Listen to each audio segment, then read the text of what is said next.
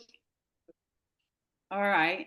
So I am really, really, really, really excited to welcome Emilia. Emilia, I don't even know how you say your last name. So can you say your last name? Nagy, in English it would be Nagy, but in Hungarian it's Nagy. Ah, So I don't yeah. know. It could be either one is fine. Either one is fine. Um, and I'm so excited because I don't know how we connected on Facebook through, I started to see what you were posting, and it was so resonant for me because I'm, as you know, blogging about dating in midlife. Well, I call myself midlife, even though I'm 60, I feel like I'm still 30. So anyway, Good. I'm blogging about it, and then I saw your post, and I was like, a lot of this really resonates. And obviously, you've been through the journey. It's not coming from somewhere empty. I can really feel the depth. So, Oh, good. we shared, and you agreed to come in and speak and share a little bit about your story. So I'm very, very excited. So thank you. Yeah, me too. Thank you for creating the space. And we were sharing before when we're like, we gotta record that. It really does feel like the mission. I feel like it's my social and spiritual activism. And it's just crazy learning in these days, in 2025, like combining that with business and like all the things that we do as feminine leaders nowadays. But yeah, I feel that I really am on a mission. So thank you for having me and thank you for sharing because yes, there's a lot of very destructive messaging out there in the mainstream when it comes to relationships, especially between feminine and masculine, things like marriage even. I mean, that's just gone down as a concept. So yeah, I feel crazy that I'm the one that's doing this because I never thought, I wasn't like the little girl who dreamt like, oh, I'll be a sacred union coach. Like I didn't know what I would be. Like I thought maybe I'll be a vet because I love animals, but it's really crazy to find myself here and to be, yeah, kind of like holding the ground for this sacred work that I know because I meet women every day through my clients or through people who come in through my workshops, how much it's needed and how much women yearn to have this understanding and this guidance so that they can partner and create what they really desire with men.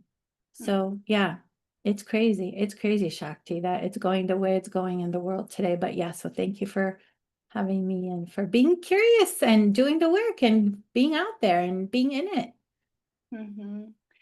Thank you. And I also want to just reflect something back. And also, while I do that, I'm just reminding myself to turn my phone to silent so that we don't get interrupted. Oh, Um, what you were saying about social activism and purpose before we came on this call, and just for anyone who's going to watch this, we've never met in person. We've met through Facebook. This is the first time we're having a conversation, but there is such a resonance. And I was just tuning in and grounding and reminding myself that for me, also, the purpose of what I'm doing is actually to bring more peace, love, joy, and unity into the world.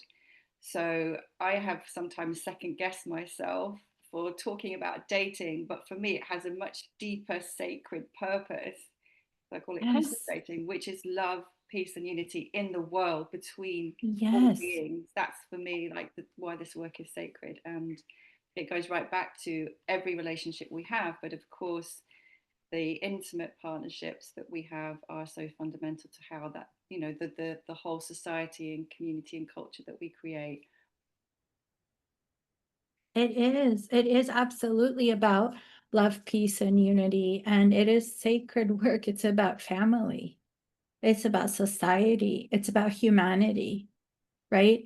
I mean, when we use the word dating nowadays, that can be used so flippantly, right? But really, you may have heard me say or seen me write, who we date is who we marry, right? Like, so it's from one of the men that we date, right? Those are the men that we end up marrying. And then that ends up being our life partner, that ends up being our children's father, that ends up being a huge part of our life. And depending on whether we made a wise choice or didn't make a wise choice, right? Our whole life can go in a whole other direction than we may have imagined. And I know many women have been through this. And one of my big things, yeah, yeah, and one of my big things is like, hey, wait, there's another way.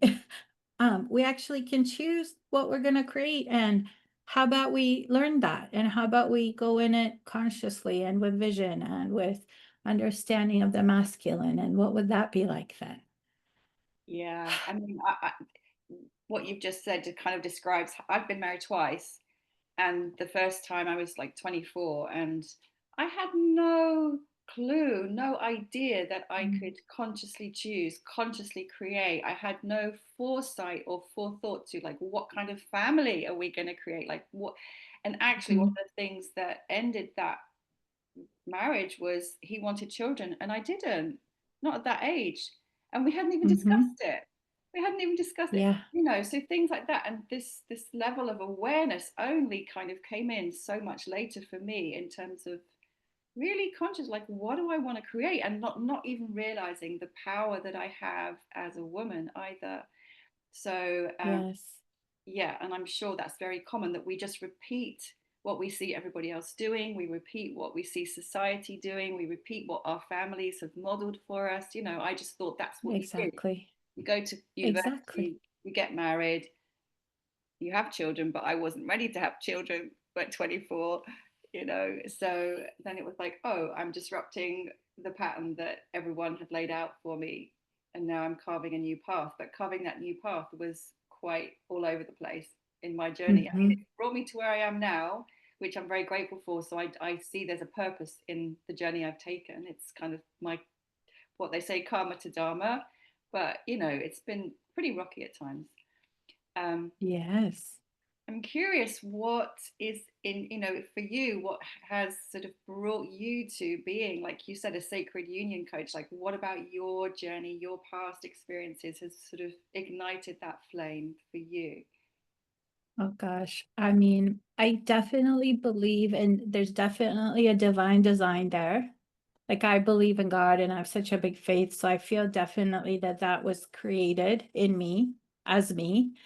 And there's also my experience growing up and being a daughter, crazily enough, because I was a daughter to people who are so cool. I mean, they're smart, they're intelligent, they're kind, but they really didn't make my experience of being a daughter good at all. It was like I didn't, I really, that's honestly one of the hardest things I've ever done in my life. It's the hardest thing I've ever done is having to be their daughter because they had their own issues, but then as a couple coming together, also young, also just by default, right? Um, it like for me, much of my life was like felt like I grew up in a war zone. Like I was just, shooting from this side, pew, shooting from that side, and I'm in the middle kind of thing. And I just came to this realization at one point that, it's that war, as we grow up and go into our 20s, our 30s, right? We ask the world questions, right? And one of mine was like, well, why does war exist at all? And what I came to was like, well, it starts in the family. And I realized it in my 20s because I thought I was with the man I wanted to marry and was living with him at the time. And I found myself in a war with him also. And then I was like, wait, how did I even get here? Like, this is exactly what I thought I would never do or never wanted. And I remember breaking up that relationship. And interestingly enough, he was a masculine man, but he was a very unhealthy masculine man with a lot of narcissistic traits, which was also like my father and my family of origin. So, yeah, we recreate that blueprint.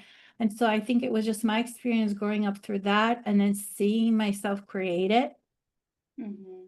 even though I was like, I'm not going to create that. But then it happened. I was like, wait a minute.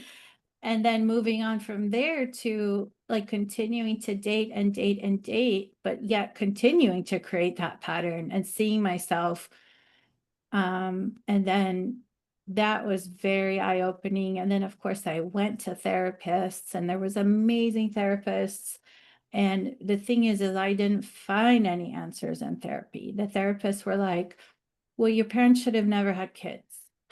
And I was like, thank you. That's helpful. That's validating. But now what do I do? Now, how do I have a healthy relationship?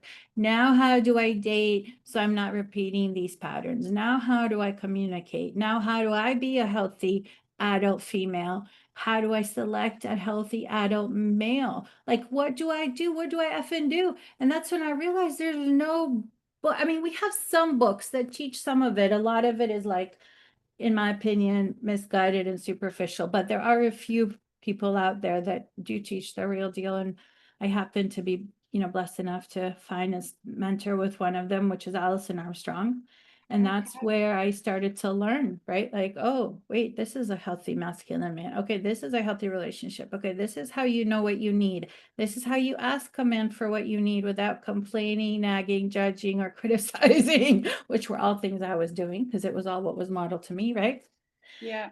And little by little, as I went on that journey, I dated and I just dated. I dated like internationally. I traveled a lot and I dated, I think, you probably have seen me write and say over 500 dates over those 10 years before I How found did, my husband found me online. He found me on what we used to have, the Craigslist personals. oh my But I God. was on all the apps. I was on Craigslist Personals. I was on Match.com. I was on OkCupid, Plenty of Fish, like all of them. I was on all of them. So that's why I always say, I'm only a master because I was a disaster. I was a disaster. And more than being a disaster, I really want to take it deeper to the spiritual and the emotional that, you know, Mm, I was deeply poor. I was in desolate poverty when it came to love. I didn't understand love. I never felt I had love. I didn't grow up without any sort of understanding of divine love or source. Thankfully, I also didn't have the religion, which also can have its trauma. And so I found myself really just feeling desperate and desolate and disaster, although start with a D, but yes, a desperate, desolate disaster. And I know that's dramatic, but that with another D, but that's how it was. It really was that way for me. I really came to this place of like, wow, I am really poor in this area. I really don't have wisdom, understanding, education, knowledge, or experience. What do I do now? mm. I can really feel that in my heart. And when you say poor, you mean in relational skills, not money, or because like you gave me this Not money. money. Actually, at that time, I was doing really well money wise. Um, I had a successful real estate business at that time. So no, but poor when it comes to love, poor when it comes to connection and Mm. acceptance and belonging and family and the things that our human being longs for, needs. Wow, yeah, and I can really feel that in my heart, and I can relate again to so much that you've shared about your Yeah. story. Same with my family of origin, same with my Mm-hmm. parents. I was the mediator, Mm-hmm. mum and dad, a Mm-hmm. very dysfunctional, toxic relationship. Like, yeah, it was very painful, and I was the one who listened to both and then mediated in between. Like, should not have been in that position at all. Mm-hmm. So I always say to people, I feel like I was born into that family dynamic specifically to create my dharma, which is making peace between men and Mm-hmm. women, and of course then resolving that inner um, pain and wounding and Mm-hmm. disconnection within my own heart and my own being, and all those unhealthy patterns that I witnessed. So, and I do simply refer to it as war. And actually, it's so interesting that I was studying peace research, like as an academic, before I moved into this line of work. So I did it once on a macro level, and now I'm kind of, well, for the last 20 years now, but like on a micro level.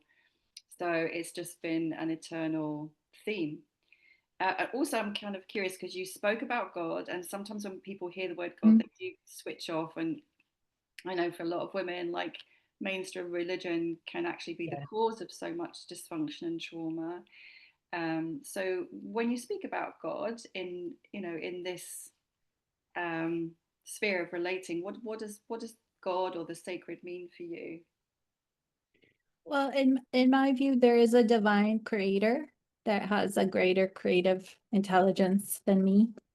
And that's just, I mean, I was raised in communism, so you know, you didn't go to church. You were like my parents' age, nobody went to church. That was like old people stuff, you know.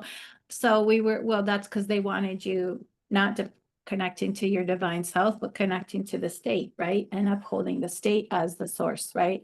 Yeah. So that's a whole other rabbit hole. But anyway, my search for God is so wild and organic. Even though right now we do go to like a Christian church, and it's a Nazarene church. But we just love the faith, and we as me and my husband, we love knowing that there's a creator, but like I would never call myself a Christian because I think I would offend people. I would offend people who they think they're Christians because I'm so not like them in my rebelliousness and wildness about it. But on the other hand, you know, I do love Jesus and what he taught, and I feel that he taught exactly this kind of wild and personal faith. And so I feel right at home with Jesus and about half the Bible. Not all the Bible, but you know, some of the Bible really is so amazing when it comes to, yes, it's written by people who were seeking their divine creator. They were seeking a relationship with their divine creator. They were having visions and messages that they shared around that, you know.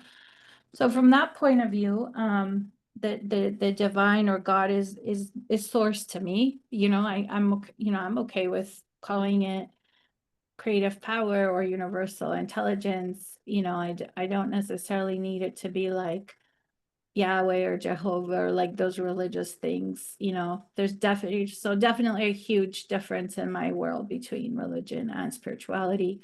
And I think because I didn't get raised in that dogmatic sort of church thing, even though I longed for it and even though I wish for it, it allowed me to come into faith that was mine. Yes. And Yeah. nobody handed it to me. Nobody said chew this 30 times. You know, it was like it was mine. And that is such a blessing and a gift. Yeah. I get that. So it's like your own heart's longing and your own inner seeking. Yes. You get that rather it being imposed and something you had to do as a child or you were told off kind of thing. Yeah. Exactly. Yeah. Exactly. So I was really blessed that way, even though at the time I thought of it as like, oh, all these other, you know, I'd see all these other happy families going to church and their parents believed in God. And, you know, I used to think, well, if my parents believed in God, maybe we wouldn't be in a war. But then I started to realize that actually, unfortunately, that wasn't true. You know, that wasn't true. You'd think it would be true, but it wasn't true. So, yeah, so God, not the religious God, but God, the God of creation and faith and infinite possibilities. And also, yes, cosmic law. I mean, there are laws according to which the cosmos works that are spiritual laws. You know, I'm not purporting to be an expert in those, but definitely I'm in sincere study on a Mm. daily level of those things. Wow, there's so many things I want to ask. Can I come back to the dating international Yeah, all of it, girl. Go, girl. I need it, all of it. dating internationally? Hmm. Sounds so like I want to date internationally. That sounds such good fun. It was fun. So, like for 10 years, you were on all these different apps or ways of Yeah, guys. And so, how do you encapsulate? That's quite a long time. It's a lot of dates. it Like, is. how do you encapsulate that experience? You know, yeah. I think amazingly, I mean, it really does make me a master because I was such a disaster and I always say it, but I just really get men. I really get men because not just the study with my mentor, Allison Armstrong, who, you know, I've been studying with her like 20 years now. I've also Wow. been like trained and as a coach and like certified by her and all these things, but also my own life. And it's beautiful now. It's so amazing because, you know, women so often come to me with like, what does he mean when he says this? Or what is he thinking? Or what is he going through? Or why would he do this? Or how could he ever think this was okay? And it's like 99.9% of the time I have a pretty good sense of like what the reason is. And find that over the years, I'll tell the woman, well, this is what I think it is. And it's never been once that she's come back and been like, no, that's not what it was. It literally was like, Amelia, it was exactly what you said. That's exactly what he said when they finally sat down and had the talk. It was like, that's exactly what he thought. That's exactly what he felt. That's exactly what was happening. So it gave me that, and it just encompassed, so from that point of view, like if we look at it really from the religious point of view, it would be a whole lot of fornication. Like I'll just tell on myself. But on the other hand, it gave me like sort of the priestess journey as well, where I got to really experience what is this spiritual creation called the masculine, and how does it interact with the feminine when it comes to love and life and the day-to-day and food and sex and communication and listening and child rearing, like all these layers. And so, yeah, what I learned was that there is definitely a masculine soul and a masculine being, and it does have a different flavor depending on the culture. But all in all, a masculine man is a masculine man, and they're going to have a certain way of being in the world that is very different from the feminine and a feminine woman. And now the most recent research shows that female brains and male brains are different in over 600 ways. And this is the part where I nerd out, because my degree is in biochemistry and I love this stuff. Like I go read this stuff. And I even at one point started researching like receptors. I got really interested in like dopamine receptors versus like serotonin receptors, because my own hypothesis was I think men have more dopamine receptors. So I went and researched it, and it was true. They do have more dopamine receptors. Another reason why their brains are different. I mean, so many things, so many things. So it just gave me that real lived experience of it, backed up with the work I did with Allison and also some of the science. And so it's just beautiful. It's just beautiful to get to offer that now to the world and take care of women and help them take care of their own relationships and their own hearts and their own dreams when it comes to what they want to create with their men, because, we don't get a lot of that education at all. We should. We should. Like you said, you were 24, you went into that marriage. It's like, God, can we imagine how amazing it would have been if we had education and in first grade, fifth grade, eighth grade, how to choose your partner, what conversations to have before you decide to marry. Like, why don't we learn that? Why don't we learn about finances? I mean, there's a million rabbit holes there, right? So I'll stop. But yes, it's definitely that's an area where I think humanity's been left in the dark on purpose, unfortunately. Right. Yeah, Yeah. I again would echo that, and including because my focus has been more on sacred sexuality for women. Mm-hmm. um, the whole framing of embodiment, feminine energy, sexual energy, but often that's misconstrued in terms of people thinking that means just being free for all with everyone. And it's kind of the Mm-hmm. opposite. It's just more a sense of understanding the power and the wisdom and the energy, the life force that is inherent here. I had no idea. I had no idea. Like it's Yes. completely hidden information. Um, Right. It's not about promiscuity, right? Like that's the bastardization of it. I think is the same with dating, right? Like really, dating is about love, peace, and unity, right? But it gets bastardized to, I mean, just games and all the things that we think of when we think about dating today in this world, right? But really, it's a sacred thing. And so is sex. I mean, sex is, sorry, I know, I keep adding stuff, like stuff just keeps coming, right? Like, I mean, it's a sacred thing. it is. It is. And I wish every woman and man knew that. I want to, there's so many things I want to come back to. So, one thing that stands out to me from what you've said is like you're not shying away from really clearly articulating there are differences between men and women.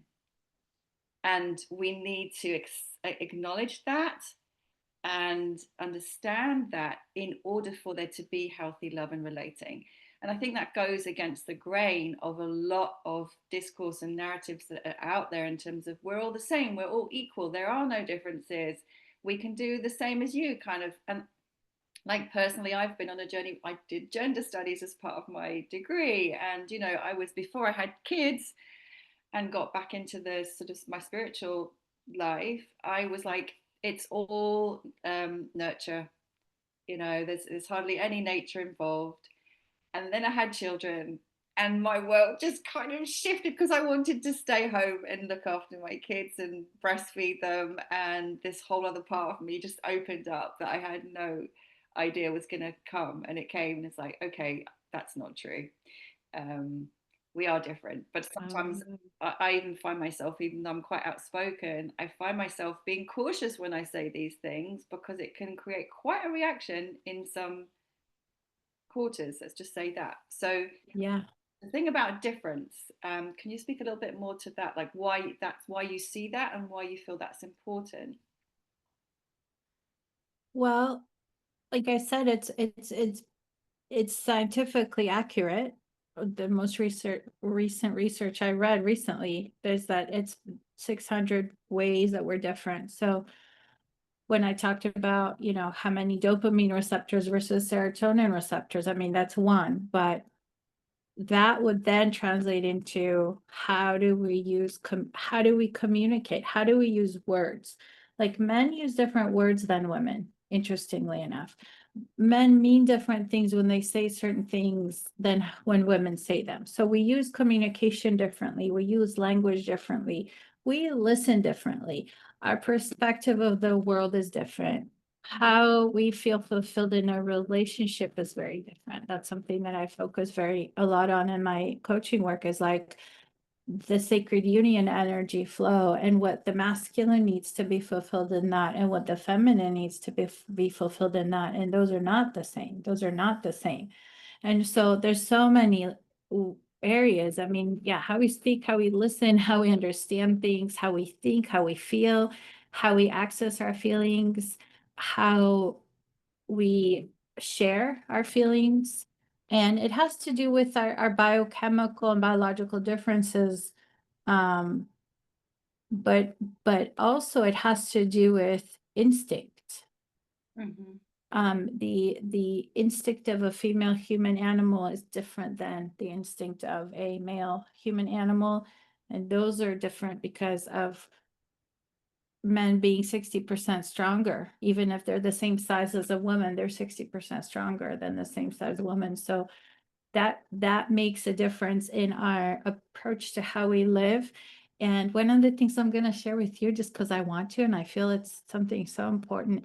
One thing that I found out is it's also there's a spiritual architecture that's different in how we approach the divine. And I found this because I was a very masculine person. I was in my warrior to survive. I needed that to survive my childhood. Many women go through that I work with. But then it's like I realized I'm a feminine being with my first ever serious boyfriend, because he was bless his heart, beautiful man, read tarot cards, had long hair. I mean, an effeminate being to the core, right? And so then when we got into it, it was like, oh, wait, why is this feeling so awful? This is not a match. Well, later I understood these things. He wasn't a masculine being, and I, at my core, was a feminine, even though I presented as masculine and so had attracted a feminine, right? But interestingly enough, it was in that relationship and the ones that followed where I was like, wait, women and men approach feminine, actually, let me rephrase, feminine people and masculine people approach the relationship to God differently. The masculine kind of needs to penetrate the gates of heaven, like discover God and charge and challenge into God. And oh, wow, here it is. I'm gonna, reach this kingdom and go all the way, right? And the feminine, I found when I took that approach to my divine connection, I was left exhausted and unfulfilled. But when I started to just wait and surrender at the doors of heaven, it was a whole other experience. And that's when I really understood, wow, feminine and masculine is by divine design. Now, many people get tripped up and they're like, well, souls don't have gender. And I agree, souls don't have a gender, but we do come into a soul flavored by gender. I think, in our human experience in order to experience the physicality and the spirituality and the emotionality of that gender. Blah, blah. I said a lot there, but I felt like that was going to be something that was going to be really great to share with you, Shakti. It's all amazing. I'm like, yeah, yeah, yeah, yeah, yeah. Like just so I'm so buzzing with this conversation, and I'm just like I just keep writing down more things that I do.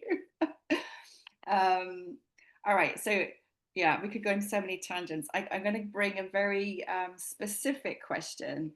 Um, Yeah. for example, one of the things that I personally, and I see a lot of women, so I'm speaking for myself, but a lot of women that I also see say the same thing. One of the things that I struggle with hugely when I've tried online dating Mm-hmm. is being sexualized and objectified, Mm. like Mm-hmm. all the time. I would say 98% of men who have approached me on online dating have made a comment Mm-hmm. about my appearance or made a sexual innuendo. And I find it so off putting. And Mm-hmm.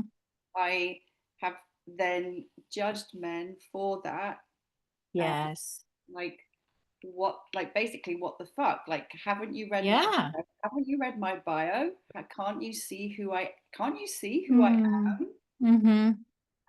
And so I found that that has then reinforced Yes. this belief of like men just want me for sex. Men Mm. can't see who I am.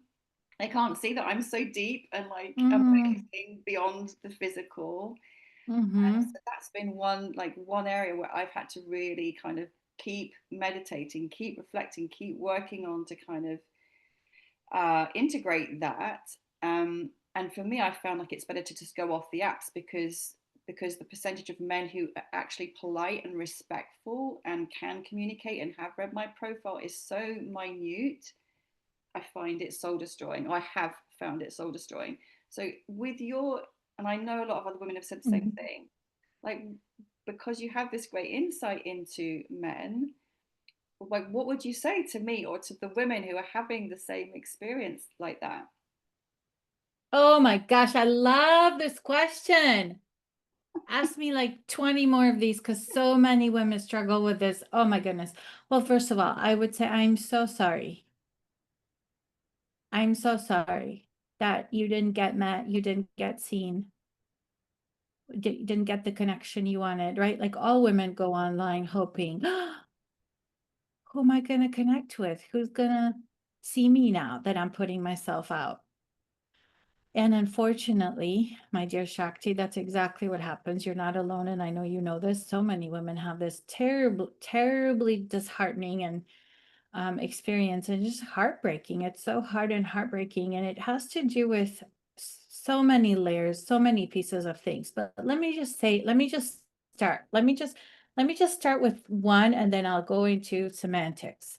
Okay. So the main thing is that the healthy masculine men and unhealthy men, let's just say men in general, they respond to the feminine.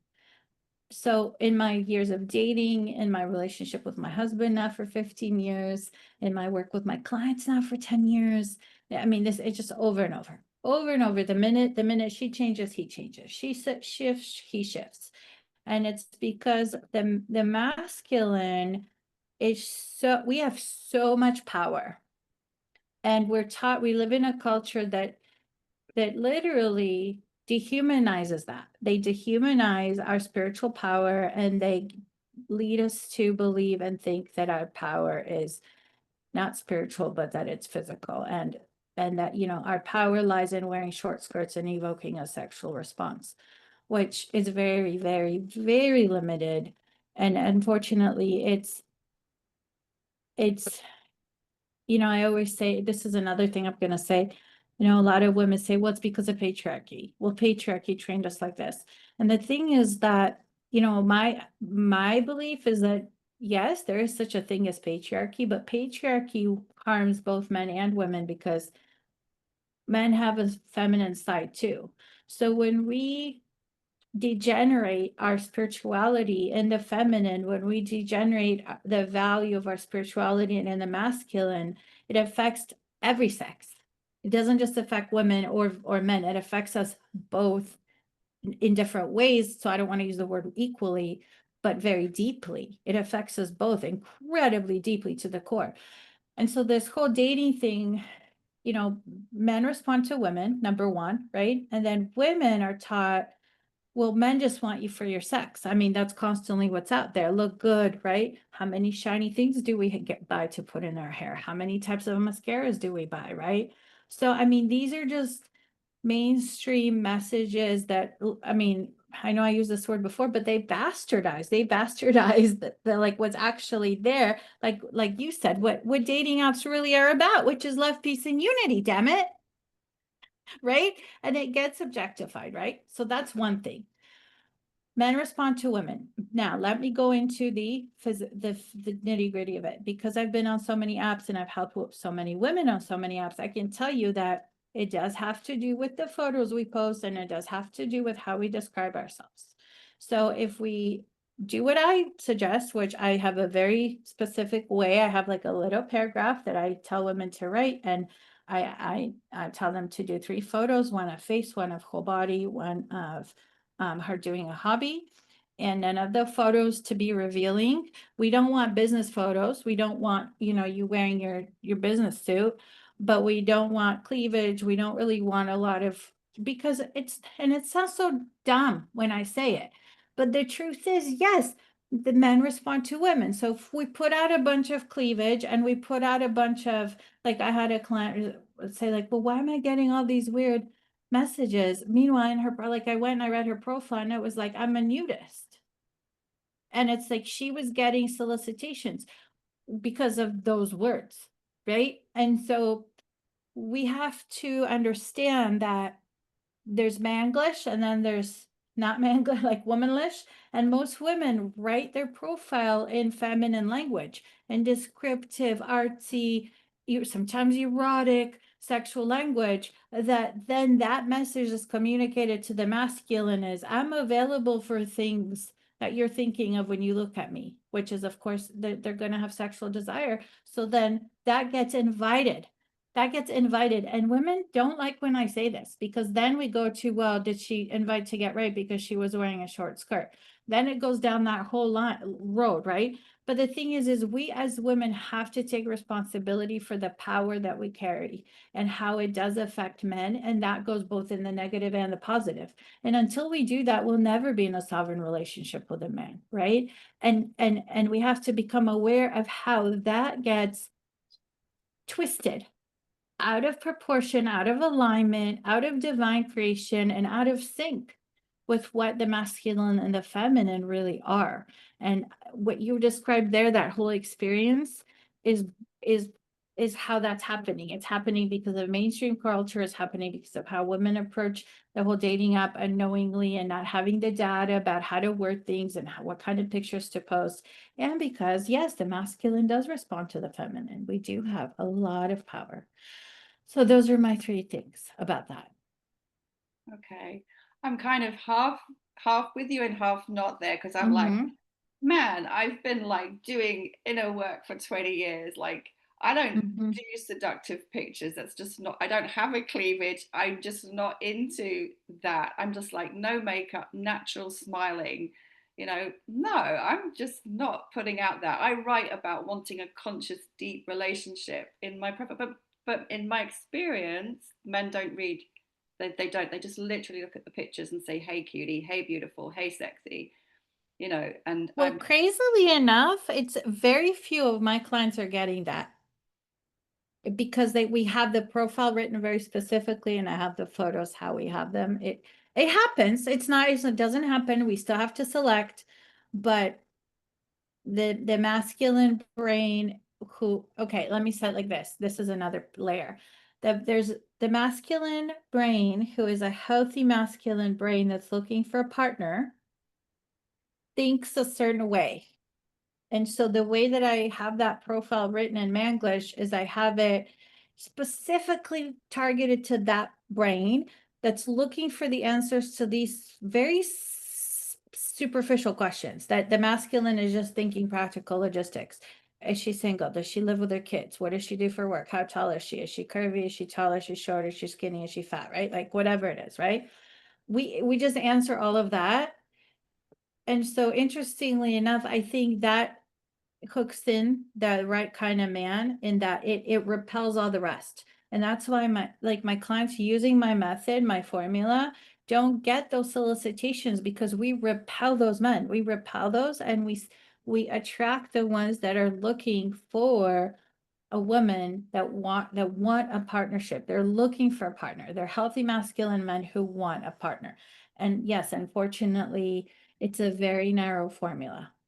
It's a very narrow, just because of how laser focused men are and how they think. It's a very narrow formula and women hate it. They hate it. And they're like, well, why can't I write more about myself? Why can't I tell them that I like dancing? Why can't I share about and it's like, you can, but not at this stage. Right at this stage, all we're doing is sorting for, does he have a healthy masculine brain and is he looking for a partner? We want those men to contact us on the dating app and nobody else. That's why it's so freaking annoying, the paragraph. It's so literally like, maddening, because it's like, really? I'm reduced to 4 sentences, Emilia? Well, yes, because right now we're just looking for healthy masculine brains that want a relationship. Later we connect. We're not connecting right now. Right now we're selecting. So what does a healthy, maybe you've already said it, what does a healthy masculine brain looking for a partnership look for? Then that's So the he looks for number one, is she feminine? And so that doesn't look like women think that looks like cleavage and makeup, and it doesn't. It could just literally be, flowy hair and a soft smile, right? It's very different from what women generally think because of our mainstream brainwashing. Did I say brainwashing? I meant brainwashing. yeah. Okay. So it's not the same, right? The unhealthy masculine man is looking for a Cindy Crawford that's half naked. Yes, yes, he is. The healthy masculine man looking for a partner is actually repelled by that. He's not looking for that at all. He might look from the point of view of like, oh, that's hot, right? Like how we might look at like pretty dresses or pretty jewelry, right? But he's not looking at it like, oh, I want that. He's looking Right. at it from next because he knows that's not, he's looking for a feminine partner. He's looking for a partner.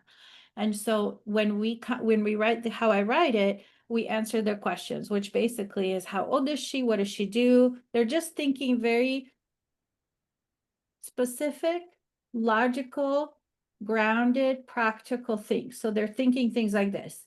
How tall is she?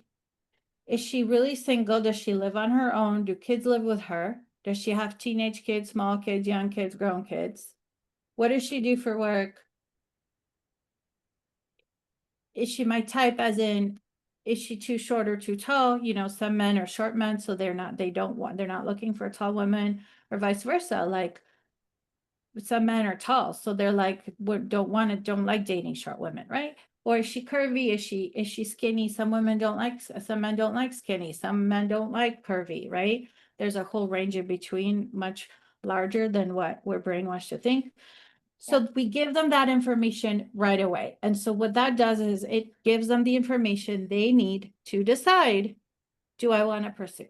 And that's it. And then once he's pursuing, he's going to send a hello, how are you? Then we respond, they pursue, we respond, they pursue, we respond. We test for some more energetic things around, does he really want a partner? Is he really willing to show up and do the work?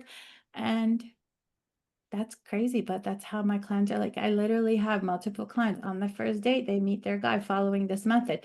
They fight me first. We fight about it a little bit before they actually freaking go and do it. But once they do it, it's like, holy shit, a minute. Like first date, second date, third date, all Yeah, I would, ages. I would be fighting you if I can't put in how much I love dancing. And like, Well, yeah, it's not that you can't share it. It's just, it's a continuum. So it's just something that we share at a later stage with the right man. Like it's not something we want to advertise, because that's an example of one where women put that one a lot because every woman loves dancing. but it attracts the wrong men. But isn't like I'm like I've been teaching dance for 20, I'm a dancer through and through. Like it's so crucial to me to convey that because I want him to know what's important to me. And that's like one of the most important things in my life. Mhm. If he doesn't share that passion, I don't really want to be with a guy who's stiff in his body and can't move, you know? So isn't So that you want your partner to be a dancer? He has to be a dancer? at, at the And you least, wanna get to dance with him? I would love to. Yeah. I mean, it's Mhm, not, I don't think I would say like if I met the right guy, that's a total deal breaker, but it is central to mhm. my life and my joy. I freaking get it so bad. I mean, I did dance in university, I did contact dance, I trained in so many kinds of dance. And I honestly took it out of my profile. And over time, I mean, I made adjustments that got me to where I am now, that why I teach what I teach that works, right? Yeah. But my husband does not like to dance. He's not somebody who you'll ever catch dancing, except on our wedding. He danced, which is funny. But and not with me. We just did like a silly dance. And it's crazy, but Yeah. it doesn't really I don't really miss that. Like I just am so happy that he's somebody that I know has got me no matter what. And if I need him, he's there. And he's a masculine man, so I can trust the energy flow between us, even if it's off sometimes. The dancing thing, I feel like if I really missed it, I could just go to a salsa club. He'd be okay with that. He'd trust me. He's not gonna be like, well, you can't go, I'm jealous. No, he'll be like, okay, go have fun, dance, whatever you gotta do, go. Right? Like, so to me, it's like I'd rather have a partner than a man who dances, who's not a partner. Can you have both? Yes, yes, you can. Yes, there are men who are good partners who also like to dance, but it really narrows it down. Yeah. Yeah, I guess for me the more important thing is that he gets that, and because it conveys a lot about it conveys a lot about me. It conveys that I'm passionate, embodied, expressive, And joyous. all of those words are gonna end you up with the kinds of men that you've been ending up with. I'm so sorry. Embodied, passionate, those are all the words that are gonna get you the sexualized objectification you've been getting. I'm so sorry.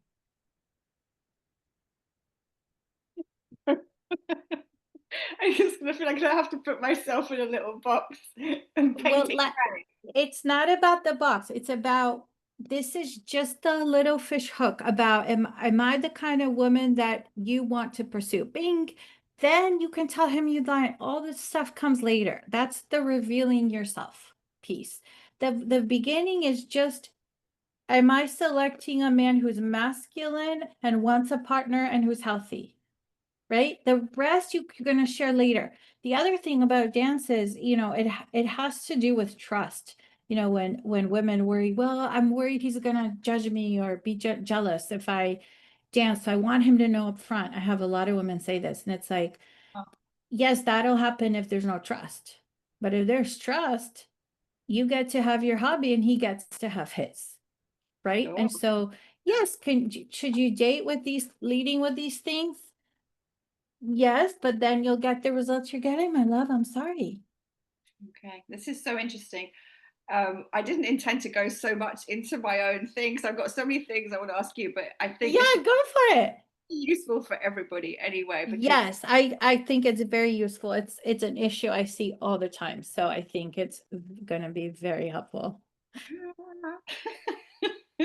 right. So you said you went from disaster to master. I love that phrase. What did you have to work on to make that shift? Because that's again, like I think that's a huge teaching moment. Like, what did you notice in yourself that had to be healed, that you had to shift in your beliefs, in the way you approach things? I mean, it's such a good question and such an important question. First, the love blueprint. We all come into relationships with a love blueprint. And I'm just calling that's just what we think love is. What we think love is based on how love looked in our family of origin. That's our love blueprint. We all have one. Yeah. And for many of us, it's not a healthy one. Yeah. It's not a healthy one because we didn't come from a healthy family, but also because we do have a very unhealthy society when it comes to that. Part of why we don't have the healthy families, but whole other rabbit hole. So definitely looking at the blueprint and being willing to, my wonderful colleague Cindy Olin recently just said, like, being willing to reprogram a whole new psychological self, and that's very brave.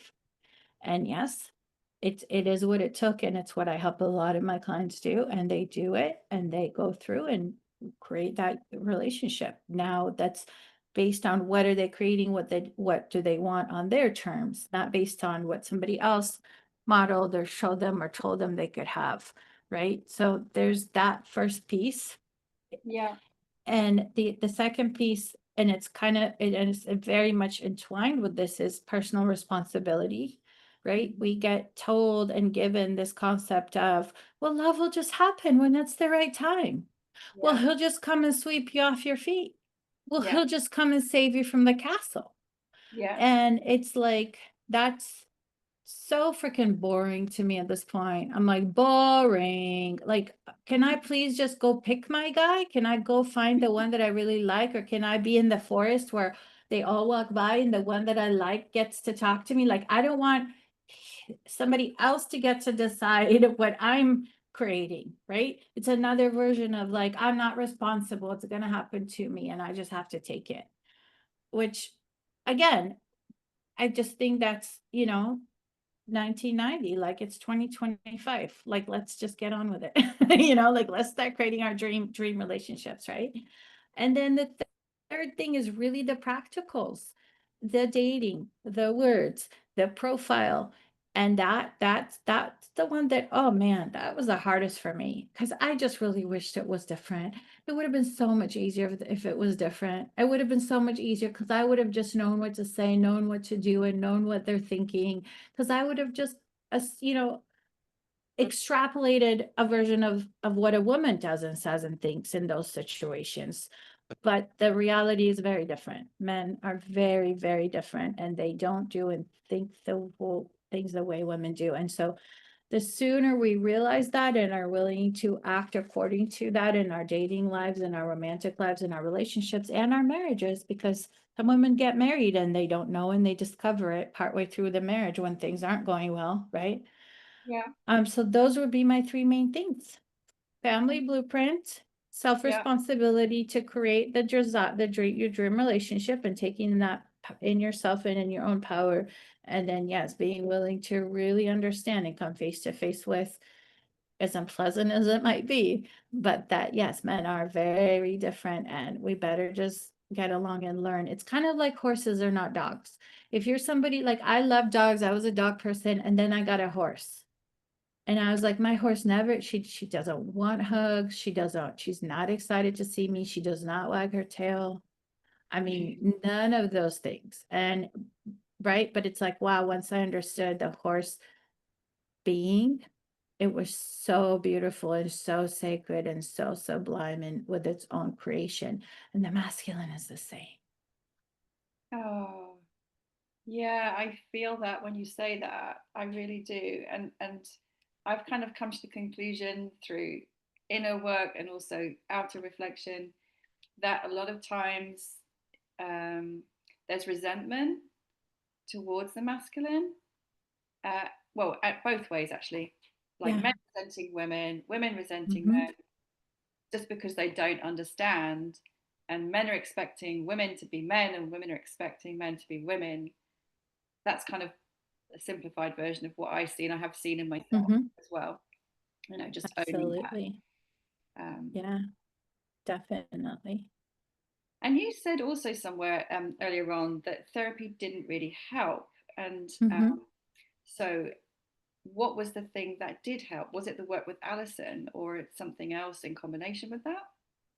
Yes, well, the three things that you asked me, like what are the three things, right? So it was The love.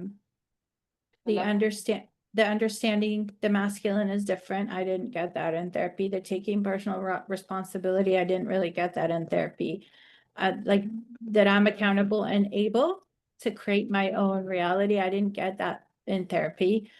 That came from coaching. That framework came from coaching, not from Allison in and of itself, although yes, definitely Allison, but from the personal growth world, from the coaching world came the Right. concept of you can manifest your dream, you can create what you desire. So then I just took that and applied it to relationships, learning the tools with how the masculine and feminine are so different and how to create it. So yes, Allison was my mentor in that. And then the practicals. Then how does that translate into the practical? So no, a therapist didn't have those answers for me. Absolutely not. Yeah. Yeah. I kind of come to the same conclusion um, myself. And also for people who don't know Alison Armstrong, can you just say a little bit about her, who she is and her approach and why it's been so valuable for you? Yes, well, so she's been studying men for a long time. Like she started, I don't know, I want to say like 30, 40 years ago. She wrote books about it. She has courses about it. She does seminars about it. Now a lot of her curriculum is online too. So it's very accessible, very affordable, a lot of beautiful programs. And I think well, I don't want to speak for her, but basically she started, I think, with the question of like this idea of being a frog farmer. And she writes about it in one of her books, which is like, the question was, why is everything hot and heavy and going great? And then when men have got you, they change. Mm-hmm. Like I believe she, and I don't want to like speak for her. I think people can go and look into her and listen to her own version of her story. But I'm pretty sure that's when and how it started for her. And she talks about it. And then, you guys can go listen, but it led her down a whole other life when she really started asking that question and listening to men and learning about men. And as I think she's a highly sensitive, like many of us that want these beautiful relationships. And I think she was really looking and learning and listening with her heart, with her mind, with her eyes, with her soul, with her whole being, with her ears too, right? And she brought us so much wisdom about who men are. And she was married, very happily married for many, many years. Her husband did recently die, right, like a few years ago, he died. So she just, I believe she dedicated her life. Her company was called Peace Pax in Latin. So she dedicated her life to what you said, the peace and the love and the unity, right? Of between masculine and feminine by giving empowerment and education around all the ways that we're different and how we can partner. And I'm so grateful for her. I mean, I absolutely wouldn't have the marriage I have if I didn't do that work. It's impossible. I wouldn't have it. No way. Not even close. Wow. Yeah. Yeah. Um, gosh. Yeah. Again, feeling the power of that. And I guess I want to bring it back. I'm just aware of the time. I'd like to just sort of bring it back to how your story ended, because you talk about your marriage that you're in now. You dated 500 men for 10 years, kind of international, all of that thing. You did this work, you studied with Alison and coaching, and then you found, or your husband found you on Craigslist. So then, yeah, just give a little bit of the story, like the happy ending, as it were, really, for you in terms of that path of mastery and love. Oh, you're such an amazing, you're such an amazing interviewer. That's such a good like final question. Well, I started this thing I teach called the man ladder, which is basically like I started to notice that the quality of my connection and interactions were improving. Mm-hmm. And then I started to also reflect back in previous connections and interactions and having clarity about why things had gone a certain way, or like what my part in it was and what his part in it was. Whereas like before that, I was kind of like wanting to point fingers and blame. I started to realize, oh, that was my part. Okay, that was his part. Okay, that was this. Oh, that was because he wasn't healthy. Oh, okay, that was because he wasn't actually a masculine person, right? Like all these pieces started coming together, coming together. And so I would go do the Alison Armstrong classes, and then I would just go back out into the dating world and just apply what I'd learned. And again, and I would go do another class. You know, she has one where she teaches the 12 things that men look for in a wife. I mean, it was like mind blowing for me learning those and then showing up to the dating world knowing those. Mhm. Right, because it was, and I can't like tell you what they are off the top of my head. Right, but I just remember showing up so different to like, once I understood, oh, okay. And so then the man ladder is like, you know, I stepped up and I stepped up and I stepped up and I sort of started dating more men that I felt more powerful with, more effective with, more seen by, more understood and met by. Like it just started just getting better and better and better. And then it was within that time that I met my husband. And like I teach my clients and my students, you know, I didn't like, you know, a lot of women are like, well, you must have known. No, and it's like, well, you don't know right away. You just keep your heart open. Now in hindsight, you look back, and of course it feels like it was love at first sight in hindsight. But at the time, you're going through it step by step. So you can't tell at the time, right? But I just remember really liking him and feeling good around him and then wanting to go on another date and wanting to go on another date. And it just was like, I remember, and this is so funny because my clients get this too. On our first date, he was like, you shouldn't give out your phone number to men. I'm like, yeah, but I want to meet them. He was like, oh, okay, well, be careful. He's like, you don't have to, you know, he was protecting me, right? So that was really cool. And then, yeah, he was just really great and really healthy masculine man, very different, definitely very different from my usual. But like I said, I had been sort of inching in that direction for a while. So I was ready. And I had done enough of the personal work to where I was ready to give up how I'd been doing things in terms of the blueprint piece of it, right? Like I knew, okay, my blueprint was off, my picker was off, like everything was off, right? And so when he came in, I was ready. I was like, yeah, I'm not doing it that way. And so I was ready to be taught a new way. And he taught me, like he had a lot of healthy relating, well, just because he's a healthy person, but also his family had, you know, a lot of healthier boundaries. They didn't have a lot of like the enmeshment that I went through or the control and things like that. I mean, of course, they had their things as any family, right? But so it was great because I was like ready to really change. And I remember like the first 3 months I cried. Almost every day I cried. And women are always shocked when I tell them this, but it's like, because you know what? I committed, like I'm not gonna be the man.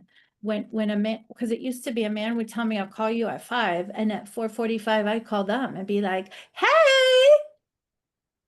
And I committed, like, I'm not doing that. I'm going to let him initiate. And so that meant leaving space. That meant not stepping in and closing the gap. That meant being incredibly, insanely vulnerable.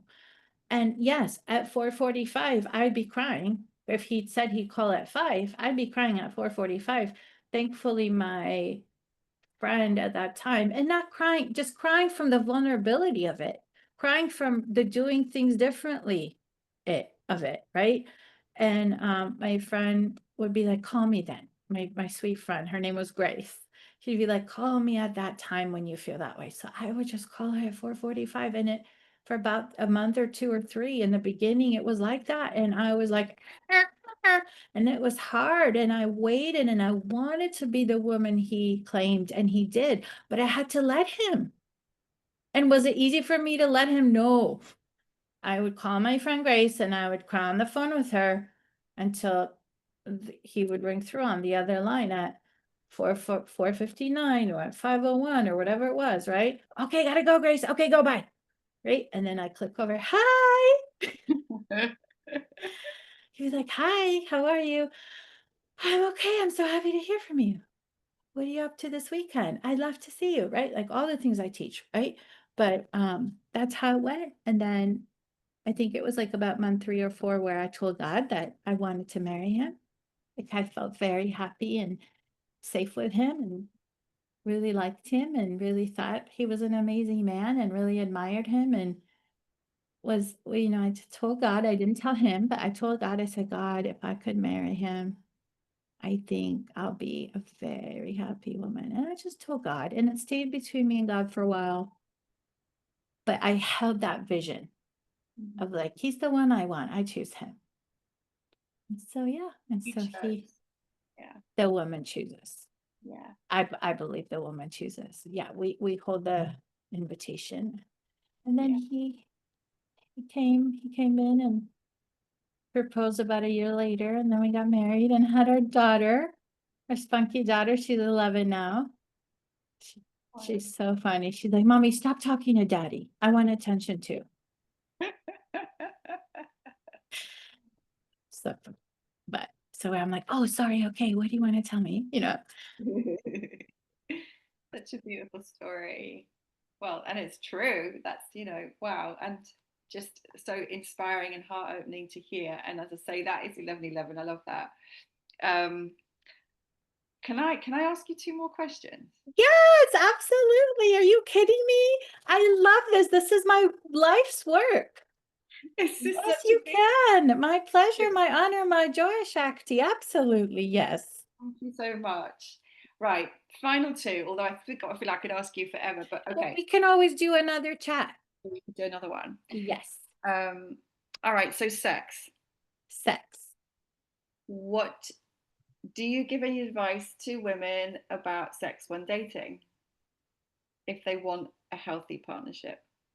I do. And it's definitely counterculture in that, I don't give any like, well, you should wait till marriage or you shouldn't wait till marriage or you should have sex when you're engaged or you shouldn't have sex at we're engaged. No, what I teach is that sex has its things, just like anything. If you go on a vacation, right? Like you'll have bonding time, you'll have new experiences, you'll have memories, you'll have fun, right? So you do that and it has a result or a consequence. Same with sex. Sex has a consequence. It has a consequence of bonding, it has a consequence of us feeling biologically and biochemically attached to Yeah, this person, and it has consequences around for many women, especially when they first start the work, is it starts to affect if it doesn't go the way we want, or he doesn't do the things that we think he should do after, it starts to affect us and we take it personally and we start to lose self-esteem and self-confidence and worry about our self-worth and all these things. And so the way I teach about sex is like go into it with eyes open. Go into it knowing what the consequences of choosing sex are. You're a grown person, you get to make that choice. And I do personally, want them to know that they're safe. And so that for most women means commitment. That safe means I'm emotionally safe with this man. He's chosen me. Yes, I've chosen him, but he's also chosen me, right? And I'm safe. We're in a relationship. We've already had the discussion that we want to move towards marriage. And so because I teach dating for marriage, that's how I teach. But every woman gets to decide where sex is right for her. It's not about you should or shouldn't do anything. It's about where does it go in your relationship? And that's yeah, how I teach. yeah. Thank you. I like there's no sort of hard lines there, but again, personally, there's something that I've come right back around to, um, which is just I kind of because I went on the whole tantric exploration, and that was a Mhm. big part of my path, and it still is, but not in the mainstream way that it's all about sex and orgies. It's a much deeper level, my understanding of the word and what tantra is now. But I just cannot deny that for me, when I make love with a man, I bond, I attach, Yes, I of get course. I feel imprinted. I want to see them again. I want to make love with them again. Like I cannot do casual, like I just cannot, Mhm. and I certainly cannot be intimate with multiple people. Uh, Mhm. just no way. And there is kind of quite a strong, I don't know if pressure's too much the word, but like a denial of that I see out there in the dating world, denial of that reality, and kind of yeah, it's never casual. It's never casual. That's what I would say. It definitely goes against our biochemistry and spiritual anatomy, spiritual and emotional anatomy as a feminine being Yeah. for it to be casual. But it can still be very fulfilling and full of care, even if it's not in a committed container. I think that's why every woman is on her own journey and on her own journey of discovering her own sexuality and when and how and with whom she chooses to share it. You know, there are women who have never gotten to explore and they want to. And then there are women who don't want to, and that's okay too. You know, every woman, it's just a matter of aligning with herself and her own needs and desires and really understanding how to ask the man that she's interested in or the man that she's seeing or the man that she's considering sex with for the things that she needs. But these are a lot of the kinds of things that Allison taught me. Like I wouldn't have known how to ask her things around sex without my work with Allison. And she specifically teaches a course called Men and Sex for that reason, Oh, just wow. because sex is not, sex has a different consequence for the feminine being spiritually, mentally, emotionally, biochemically than it does for the masculine being, which is why that act can cause so much distress and upset in a relationship. Because again, our beings being so different, it's a different experience and meaning for and context for each of us in that experience, right? So that's the part about just approaching it consciously, because it is so powerful and it is so beautiful and it is so sacred and it is so heart and all chakra opening if we let it be, right? And so yeah, we definitely need awareness, but also like we said about everything else, our culture doesn't teach us that now, does it? Mm-mm. No. Hence these interviews and why it's so important, these conversations and putting them out for whoever wants to listen. It's here for them. Amelia, I'm gonna conclude with a question that people ask me all the time, and I've asked myself a lot.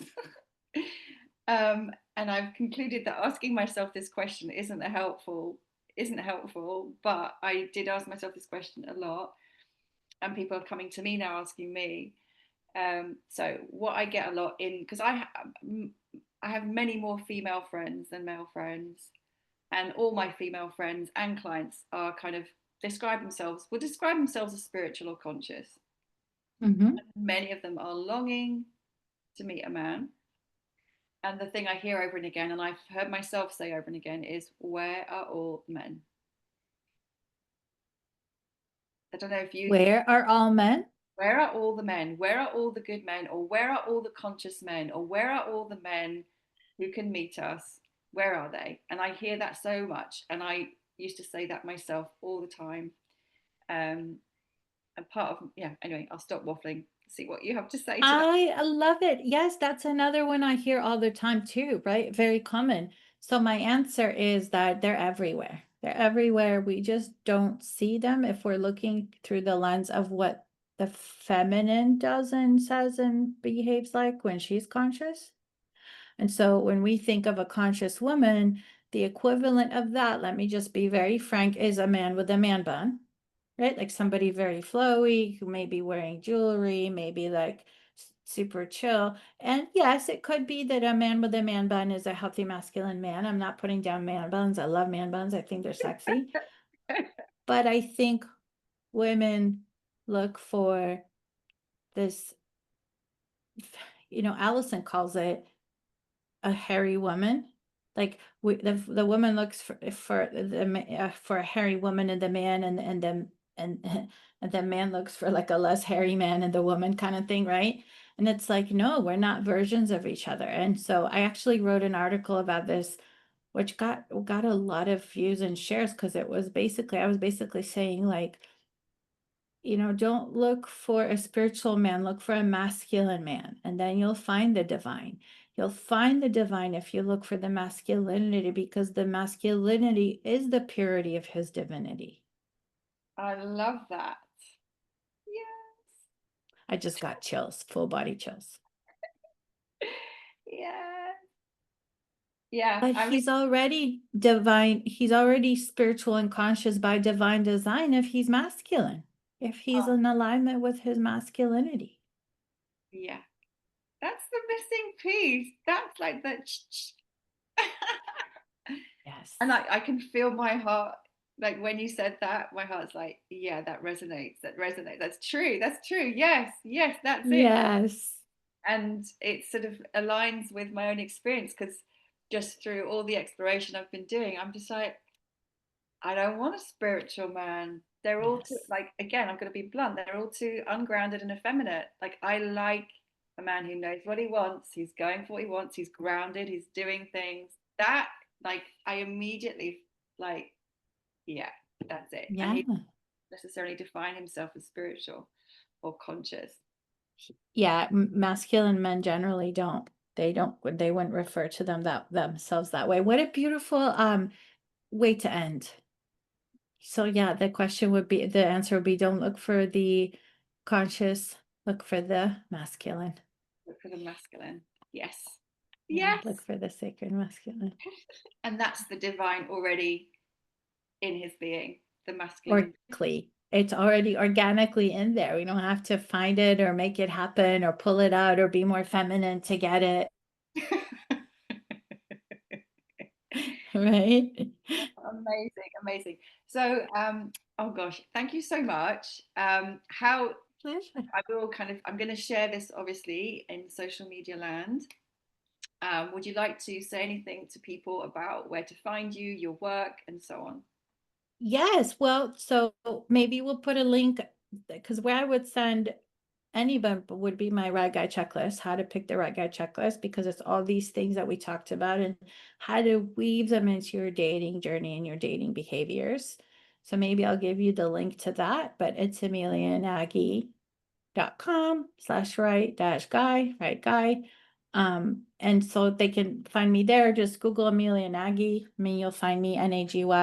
But basically, my goal is for the light workers and the spiritual women to have those conscious masculine men backing them up because they're there, they're ready. Like they're not hiding, they're not unavailable. We just need to change our mind around how we see them. And they are ready, they're ready. I really believe they're holding sacred space because yes, the feminine is rising in her wisdom and in her power, and that needs to happen. And I do think the new world is it's not the future as a female. I think the future is sacred union.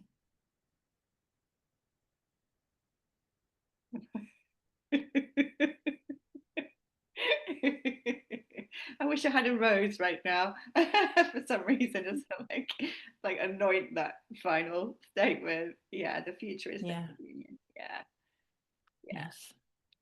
Well, Mm. thank you, Shakti. So much love to you. And thank you for this time and the beautiful questions. And I'm so happy to do it again. It was really fun for me, really, really great, really joyful, really excited to be a part of this conversation with you. Thank you so much. Oh, blessings. Blessings. Oh my gosh. Wow. What a beautiful conversation.